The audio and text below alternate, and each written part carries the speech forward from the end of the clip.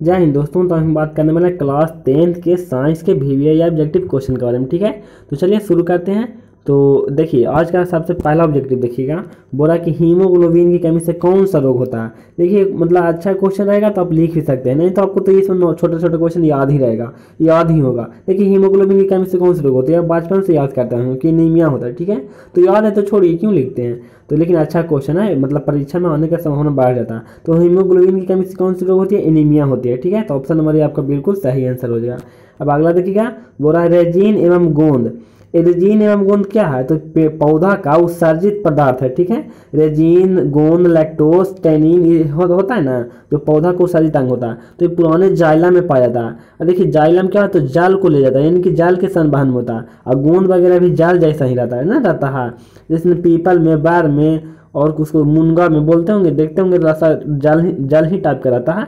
सूख जाता है तो थोड़ा सा काला हो जाता है। तो जल के लिए एकदम जले से बनता है, तो पुराना जाइलम हो जाता है। वो पुराना जाइलम ही रहता है, ठीक ना, वो मतलब पुराना जाइलम ही हो जाता है। तो आपका ऑप्शन नंबर डी बिल्कुल सही आंसर हो जाएगा। इसको फिर से देख लेते हैं कि रेजिन और गोंद कहाँ संचित होते हैं, तो पुराने जाइलम में। ठीक है, और इसका हो जाएगा एनीमिया, हीमोग्लोबिन की कमी से एनीमिया रोग होता है। अब अगला सवाल देखिएगा, बोला कि निम्नलिखित में किसे रक्त बैंक के नाम से जाना जाता है। यह अजीब क्वेश्चन रहेगा कि मतलब बाकी बच्चे क्या करेंगे, यकृत करेंगे, लेकिन गलत है। यकृत नहीं होगा, पीलिया होगा। ठीक है, मतलब कि अब इसको आप सिलेबस में पढ़े होंगे तो आप जरूर पता होगा, नहीं पता है तो उतना मतलब बढ़िया भी क्वेश्चन नहीं है, उतना पूछने की संभावना नहीं रहता। हाँ, जो पूछने की संभावना रहता है उसको मैं बोलता हूँ।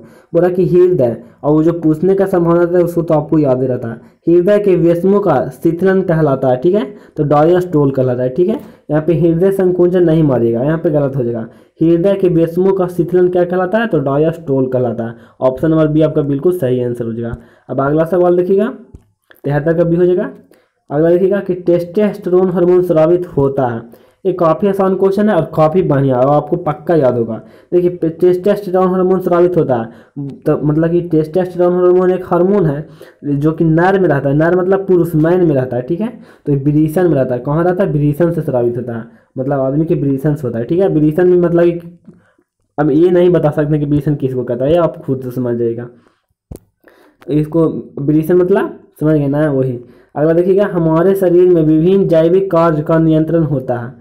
देखिए हमारे मतलब शरीर में विभिन्न जैविक कार्यों का नियंत्रण कौन करता है। अब देखिए आप सो गए, जाग गए, उठ के बोलने लगे, मतलब आप अच्छा उठते हैं सुबह सुबह तो हल्का सा नीसा टाइप का नहीं रहता कि गिरेंगे नहीं, मतलब गिरने टाइप का रहता। तो मतलब अगर आपको बुखार लगा है तो ठीक कैसे होता है, मतलब कि दवा खाते हैं रसायन से, और तंत्रिका तंत्र आपको मतलब नियंत्रित करता है। तो मतलब ये तंत्रिका कोशिका द्वारा और रसायन द्वारा, ये दोनों द्वारा होता है। ठीक है, तो आप जितना भी क्रियाकलाप करते हैं वो तंत्रिका तंत्र एवं रसायनों दोनों द्वारा करते हैं। तो ऑप्शन नंबर आपका सी बिल्कुल सही आंसर हो जाएगा। मतलब देखिए ना भाई, तंत्रिका तंत्र एवं रसायनों द्वारा, दोनों द्वारा होगा और का। और वैसे भी ये भी दोनों रहेगा, मतलब कि ज़्यादा लंबा आंसर होता है, तुक्का मारने का तरीका में आप पता कर सकते हैं।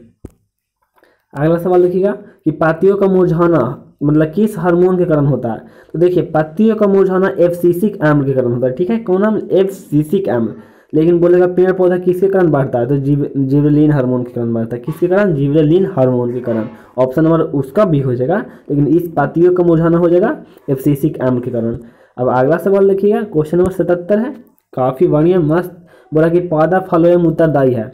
पादप में मतलब पादप मतलब कोई पेड़ पौधा में फलोयम उत्तरदायी है। अरे भाई फलोयम जल को थोड़ी ले जाता है, भोजन को ले जाता है। अब बोलता कि मतलब कि फाइलम की जगह पे देता, मतलब फ्लोयम की जगह पे देता जाइलम, तो हो जाता जल के संवहन में, ये हो जाता। लेकिन यहाँ पे भोजन होगा। ठीक है, अगला देखिएगा, मतलब ये नेट पोछवा के लिए है। किसके के लिए, नेट पोछवा के लिए। आप लोग नेट पोछवा थोड़ी हैं। एक वयस्क मनुष्य में कितने दांत होते हैं, 32। कितना दिन से दांत कहे हैं, तो लग जला में थे जैसे से। पूरा वयस्क मनुष्य में कितने दांत होते हैं, और यहाँ पे वयस्क देखकर कोई कंफ्यूज 28 30 कुछ मार देता है, दाम सीधे 32 मारेगा। वयस्क में मतलब होता है बढ़िया मानव, जिसका उम्र 18 साल से मतलब प्लस हो, बूढ़ा ना हो। ठीक है, बूढ़ा के एको दांत नहीं होता, कोई कोई के नहीं होता है। मतलब निम्नलिखित में नर युग्मक होते हैं। लेकिन नर मतलब क्या, कितना की भी नहीं पता रहता कि नर मतलब होता है कुछ, लड़का की लड़की। नर मतलब लड़का होता है भाई, लड़की नहीं, नारी मतलब लड़की होता है। तो नर में होता है शुक्राणु। ठीक है, शुक्राणु मतलब टेस्टोस्टेरोन हार्मोन निकलता है, उसमें शुक्राणु रहता है। तो ऑप्शन नंबर ये आपका बिल्कुल सही आंसर हो जाएगा। ठीक है, अब अगला सवाल देखिएगा, बोला जिबरेलिन है, तो जिबरेलिन एक प्रकार का हार्मोन है, ठीक है। जैसे बोलते हैं जिबरेलिन क्या है, मतलब बोला ही जाता है जिबरेलिन हार्मोन क्या है, मतलब जिबरेलिन एक प्रकार का हार्मोन है, ठीक है। तो ऑप्शन नंबर आपका ये बिल्कुल सही आंसर हो जाएगा। तो आज के लिए इतना ही, मिलेंगे कभी और, तब तक के लिए जय हिंद।